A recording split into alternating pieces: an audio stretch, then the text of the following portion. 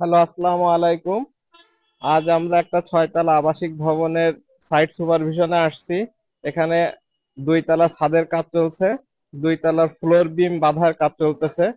তো আজকে আমরা আলোচনা করব যে একটা ছাদ ঢালাইয়ের পূর্বে বা ছাদের রড ওঠানোর আগ দিয়ে ফ্লোর বিমের কি কি বিষয়গুলো লক্ষ্য করা উচিত।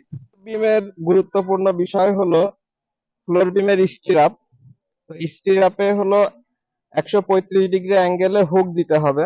আপনি যত ভালো কোম্পানির রড ব্যবহার করেন না কেন, আপনি যদি 135 ডিগ্রি অ্যাঙ্গেলে হুক না দেন, তাহলে আপনার এই ফ্লোর বিম বা এই বিল্ডিং করার কোনো মানে হয় না। কেননা সেক্ষেত্রে আপনার বিল্ডিং ভূমিকম্প সহনীয়তা হারিয়ে ফেলে। আর ফ্লোর বিমটা মূলত হলো ল্যাটারাল লোড এবং ছাদের লোডটা কলামে ট্রান্সফার করে।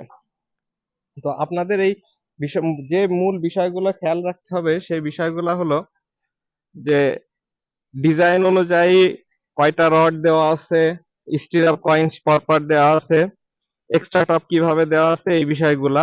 তো আমি জেনারেল বিষয়গুলো আপনাদের সামনে তুলে ধরছি যে আমাদের যে স্টিরাপ গুলা বাধাই করা আছে, স্টিরাপ গুলা এই স্টেন্সে 4 ইঞ্চ পরপর এবং বাকি স্পেস গুলাতে 6 ইঞ্চ পরপর বাঁধা আছে। এখানে এইচ বলতে বিমের গভীরতা বোঝায়। বিমের গভীরতা এখানে 18 ইঞ্চি। আমাদের এই প্রজেক্টে বিমের সাইজ 12 ইঞ্চি বাই 18 ইঞ্চি। 18 ইঞ্চিটা হলো স্ল্যাব সহ 18 ইঞ্চি। তো 12 আর 18 ইঞ্চি হলো গভীরতা। তো রিং বাঁধা আছে 4 ইঞ্চি পরপর, 18 গুণ 2 36 ইঞ্চি, তার মানে 3 ফিট 4 ইঞ্চি পরপর রিং বাঁধা আছে এবং বাকি স্পেস গুলা 6 ইঞ্চি পরপর বাঁধা আছে। এক্সট্রা টপ গুলা দেখানো আছে, কোন কোন জায়গায় সিঙ্গেল এক্সট্রা টপ আছে আর কোন কোন জায়গায় 3টা এক্সট্রা টপ আছে। তো ফেস বার হিসেবে যে এক্সট্রা টপ গুলা ব্যবহার করা হয়, এই এক্সট্রা টপ গুলার মাঝে 25 মিলিমিটারের গ্যাপ রাখতে হয়।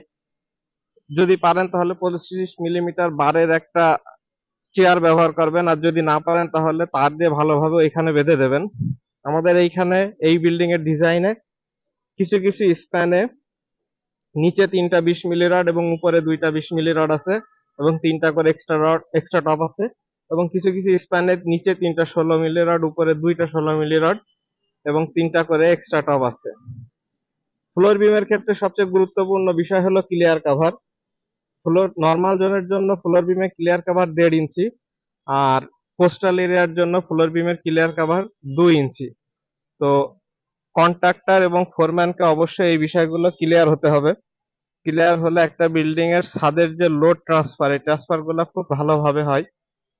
আর যখন হলো আপনারা রিং বা স্টিরাপ বাঁধবেন, তখন তার মাঝখানে পর্যাপ্ত জায়গা থাকতে হবে যখন ঢালাইয়ের সময়, যাতে তার ভিতর থেকে ভাইব্রেটর পুশ করা হয়। তো এই ইনফরমেশন গুলা আপাতত আপনাদের দিলাম। কিছু ইনফরমেশন মিসিং হইতে পারে।